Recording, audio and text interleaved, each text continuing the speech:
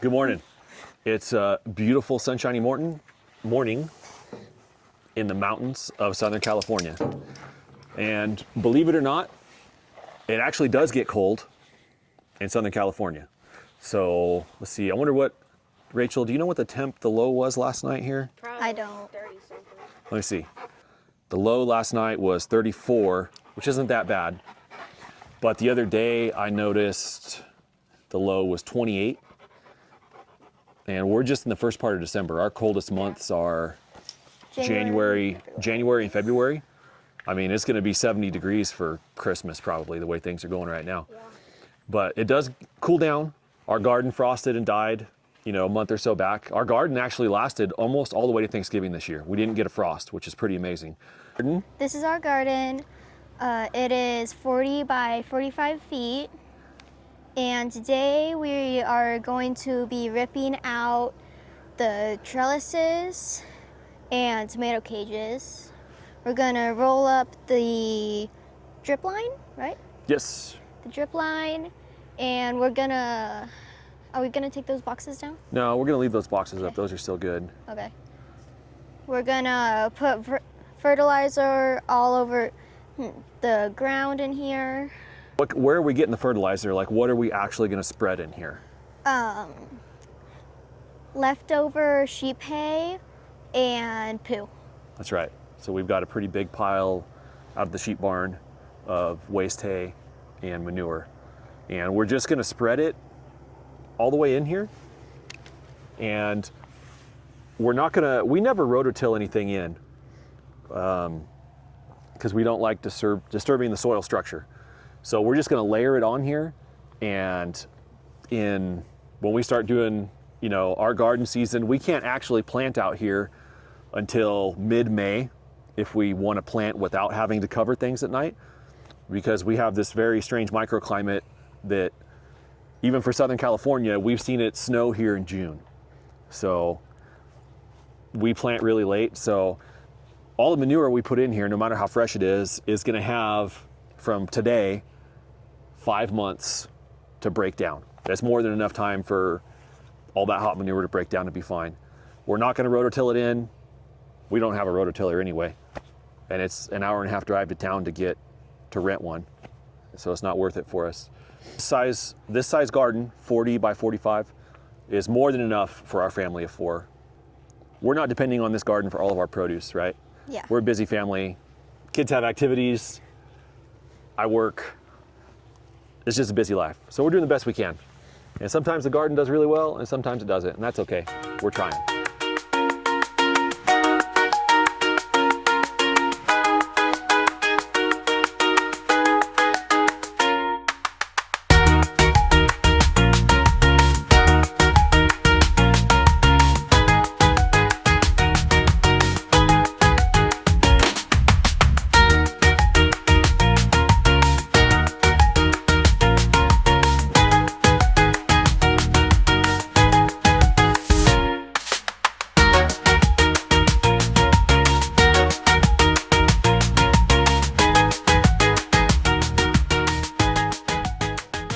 All right, now that we've kind of got all the vegetation ripped out, the way our garden is set up is we have a main line that runs right here on the edge, and then it has what we call, I guess, laterals going out down every row where we're gonna plant things.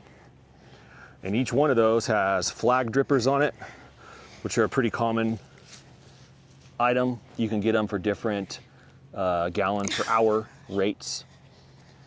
We just put them out and stake them down with some barbless wire bent over in a U, because that way they stay in place. So we do that every couple feet. So Rachel's gonna go along, and each one of these we have to find all these guys. There's one right there, Raechel. See how it's staying?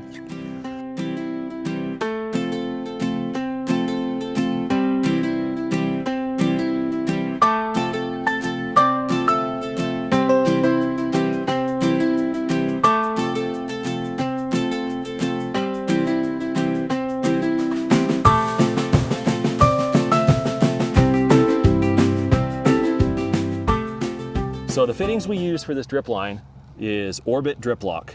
And I think you can buy them online or at Home Depot. So instead of the old school drip stuff that all pushed together like this, that was a real pain to get apart. So these they're garden hose thread. So you can just unscrew them. That's how I'm unscrewing these and then rolling them up. So they can just be unscrewed, garden hose thread, super easy. And then that way, if I roll from that end, it'll drain them back this way. So we've got all the irrigation out. We have a nice blank space, and we're gonna go dump all that in the burn pile, and we're gonna get some manure. Awesome.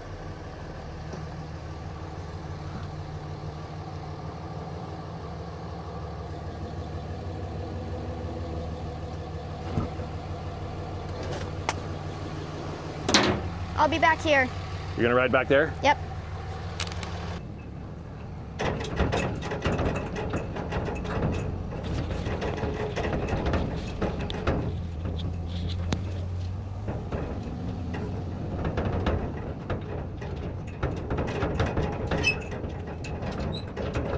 All right, we're gonna go to the shop and grab the skid steer.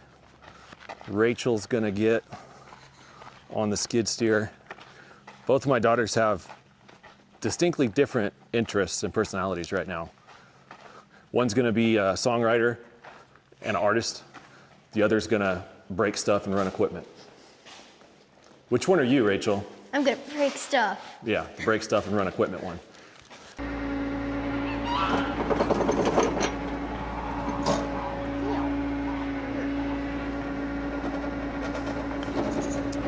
She's 12, by the way, running equipment. So here's our manure pile. I think between this pile and scraping up some fresh manure, we should be able to get at least some sort of a layer in all that garden. So I'm gonna have her put it here in the dump trailer, and then we're gonna haul it all over to the garden. If you have some property where you're doing stuff like this all the time, do yourself a favor, buy a dump trailer. It's probably the trailer I bought I use the most of. All right, this is what I want you to do. I want you to go this way to pick it up. Okay. And then back up like this. Okay. Dump it in the trailer from this side, that way. Take your time. Don't run into the trailer. Okay. I could care less about that fence. Yeah. You can rebuild that. I can rebuild the fence. Don't run into the trailer. Take your time, and I'll help guide you. So you just got to make sure you get high enough to get over the trailer to dump. Okay.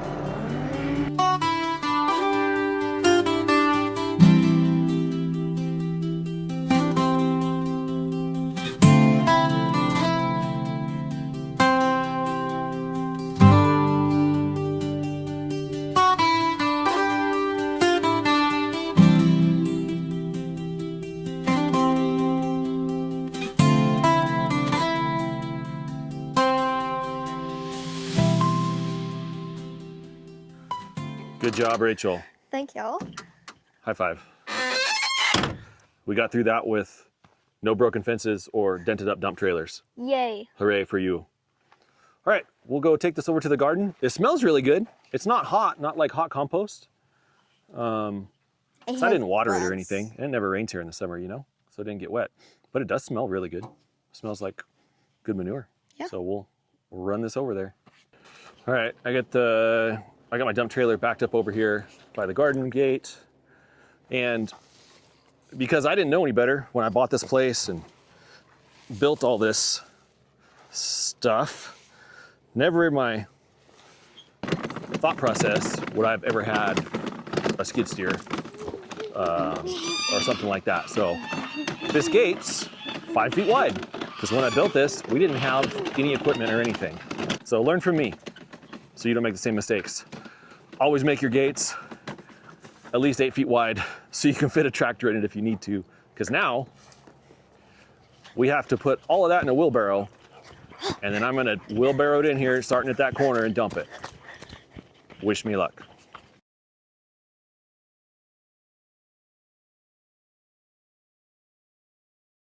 Okay, Raechel and I got trailer emptied.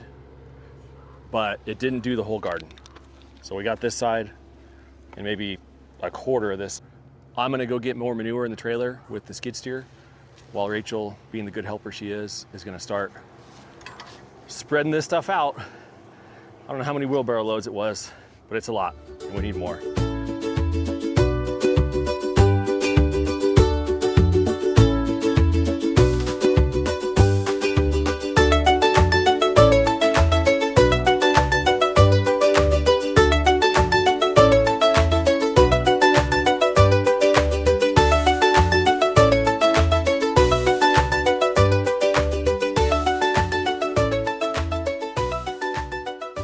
That's a lot of manure.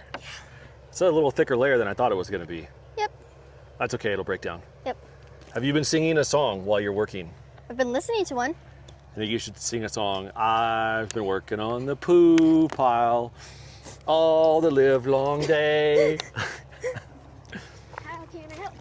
I've been working on the poo pile so I can have vegetables next summer. Yeah. Hooray. The supervisor. Yes. Hello, Trixie. All right.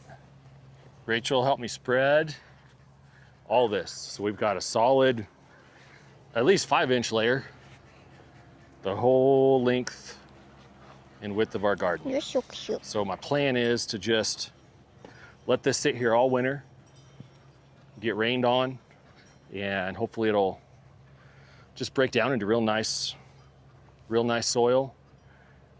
As the kids keep cleaning their rabbit trays, I'm just gonna have them dump, now that there's a lot of room here and there's no plants in the way, I'll have them dump all their rabbit trays out here all winter too. And we'll see what that does. Hopefully my theory works out, that this works. This method works for me because we have a lot of access to sheep manure. And actually I forgot until we started digging this out, a big part of that pile was horse manure from one of our neighbors that I'd picked up months ago and just added to the pile, and I completely forgot about it. So as we were pulling it out, a lot of this was horse manure and waste hay. So it'll break down super nice. And we've got enough left. Hello, Star. We've got enough left in here that we're gonna go put what's left in our backyard garden beds. So we'll trailer on up there. We are now in the backyard for the power of editing. So we're just gonna get the manure from in there Dad is currently getting. And start spreading. Okay, we got one of our backyard beds topped off. We built these tiers years ago, and one of these days I keep telling my wife that I'll actually finish the fence out here to keep the dog out and make it nice back there. So I want to thank my helpers for the day, Rebecca and Raechel. They each earned 18 cents for helping today. No. That's it. Oh, it's inflation? Yeah. Oh, inflation. How much do you get paid? You 20. get paid $10 an hour. $10 an hour, my That's, Lord. That's $30 for me. You're gonna break me. Gonna break me. That's fine. I appreciate your help and thanks for hanging out with Dad. Rebecca, in 30 years when you grow up and get married, do you think you would have a garden? Yes. Yes. Do you think you would live in a place like we live now or like in town? What do you think you would do? I would want to live out here where you can see the stars at night, or at least where you can see most of the stars at night, That's right. and the moon isn't always orange. Okay. Well, when you're 40 years old and get married and move out, No, I'm not gonna live with you guys till I'm 40. yeah, 50, whatever you want, whatever you want. I agree with you. I concede. I concede. I was thinking like 21. I concede. I concede. So I hope you guys enjoyed today's video. It's never too early to start thinking about your garden. Today's the first week of December, and I'm already thinking about it. Yeah. Try to grow a garden. Try to grow a garden yourself next year, even if it's not very big. Yeah. And if you don't succeed, that's okay. There's a Walmart on every corner. We're not going to starve. Nope. So please like and subscribe. Yeah. Anything else, girls? If you have any questions, comment them down below. Awesome. See you later.